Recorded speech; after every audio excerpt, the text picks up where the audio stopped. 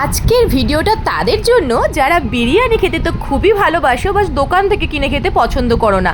আজকে আমি step by step একদম সুন্দর করে দেখিয়ে দেবো কিভাবে তোমরা বাড়িতেই সহজে এটা বানিয়ে নিতে পারবে। দোকান থেকে খাওয়ার একদমই দরকার নেই, আর দোকানের জিনিস কতটা আনহেলদি সেটা তো আমরা সবাই জানি।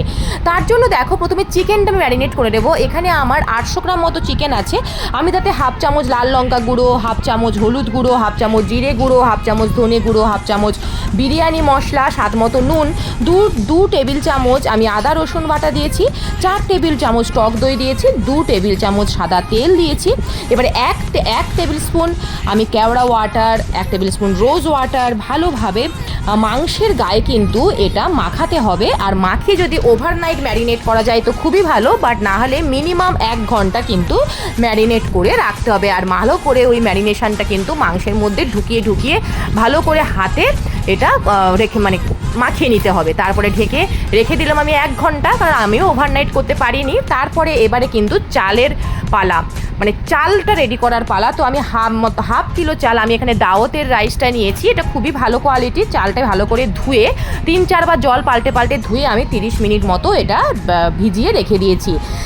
আচ্ছা, এইবারে আমি কয়েকটা জিনিস রেডি করে নিয়েছি।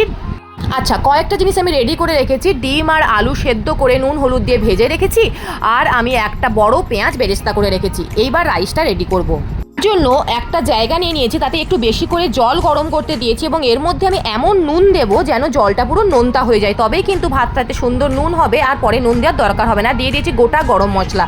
এবারে ওটা একটু ফোটার জন্য ওয়েট করব, আর তেজপাতাও দিয়ে দিয়েছি। এবার জল ফুটতে শুরু করলে 2 চামচ ঘি দিয়ে রাইসটা দিয়ে দেবো, আর একটা পাতিলেবুর রসও দিয়ে দেবো। এতে ভাত বেশ ঝরঝরে হয়, আর খুব বেশি কিন্তু নাড়ানো যাবে না, তাতে দানাগুলো ভেঙে যাবে। আর চালটাও কিন্তু 70 থেকে 80% সেদ্ধ করতে হবে, এবং তারপরে স্ট্রেনারে ছেঁকে নিতে হবে। এবার ঠান্ডা জলের ছিটে দিয়ে দেবো যাতে কুকটা বন্ধ হয়ে যায়। গোটা গরম মশলাগুলো তারপরে বের করে নেব। এবার আমি চিকেনটা এবারে তৈরি করে নেব। যেই তেলে বেরেস্তা বানিয়েছিলাম সেই তেলে কুচনো পেঁয়াজ, আমি ঝিরিঝিরি করে পেঁয়াজ কেটে রেখেছিলাম এই 3-4টে মতো, সেটা দিয়ে দিয়েছি। লাল করে ভাজবো। এবার ম্যারিনেটেড চিকেনটা দিয়ে দেবো সব মশলা সহ, মিক্স করে ঢাকা দিয়ে 8 থেকে 10 মিনিট কিন্তু রান্না করে নেব। আর ঢাকা খুলে চিকেন উল্টে পাল্টে নেব। চিকেনটাও কিন্তু 70 থেকে 80% সেদ্ধ করব, বাকিটা দমেই হয়ে যাবে। এবার আগে থেকে বয়েল করে ভেজে রাখা আলু আর ডিম দিয়ে দেবো, যাতে মশলা আর গন্ধ দুটোই ওই আলু ডিমের সঙ্গেও মিশে যায়। এবার ঢাকা বন্ধ করে ধিমে আঁচে 5-6 মিনিট রান্না করব, তারপরে কিন্তু নামিয়ে নেব।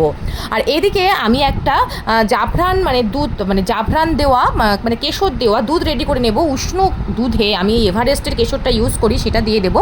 দিয়ে একটা মিক্সার রেখে দেবো। এইবারে ফাইনাল স্টেপ যেটা হচ্ছে লেয়ারিং। আমি আলু ডিম দুটো আলাদা করে নিয়েছি। তারপরে আমি এই রকম একটা মোটা কড়া ইউজ করছি লেয়ারিং করার জন্য। আপনারা কিন্তু মোটা কোনো পাতিল ইউজ করতে পারেন, নিচটা মোটা ঠিক হতে হবে এমন জায়গা আপনারা ইউজ করতে পারেন। এইবারে দেখুন, আমি প্রথমে একটুখানি তেজপাতা দিয়ে পুরোটা ছড়িয়ে দিয়েছি যাতে নিচটা লেগে না যায়।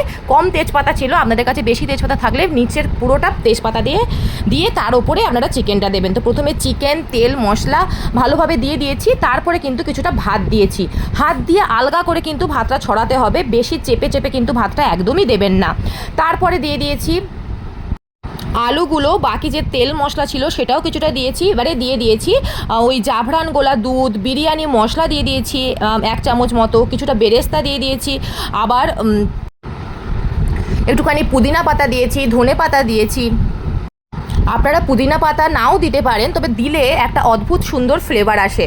তো যাই হোক, তারপরে ওগুলো সব দিয়ে আমি আবার কিছুটা বাকি যে ভাতটা আমি ওপর থেকে আবার আলগা করে দিয়ে দিয়েছি। একদমই চাপবেন না, বারবার বলছি, আলগা হাতে দেবেন, ছড়িয়ে দেবেন, তাতেই কিন্তু সুন্দরভাবে সব কিছুর সব কিছু ফ্লেভার চারদিকে ঢুকবে। তো বাকি ফাইনাল স্টেপে আমার ডিমগুলো ছিল সেগুলো দিয়ে দিয়েছি।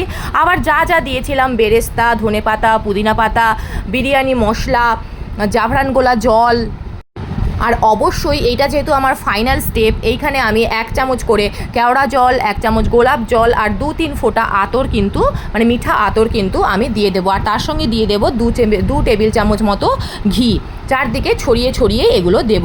তারপরে আপনারা কিন্তু আটা মাখিয়ে রাখতে পারেন, কড়ার চারদিকে আটাটা লাগিয়ে তার উপরে চাপা দিতে পারেন, বাট আমি আটা করিনি, মানে আটা মাখাইনি, বাড়িতেই খাবো তার জন্য এটা মাখাইনি। আর ওটা মাখালে কিন্তু সব থেকে ভালো, আমার কাছে অ্যালুমিনিয়াম ফয়েল ছিল, তো আমি অ্যালুমিনিয়াম ফয়েল দিয়ে ভালোভাবে ওটা সিল করে দিয়েছি আর তারপরে ওপর থেকে ঢাকা দিয়ে দিয়েছি।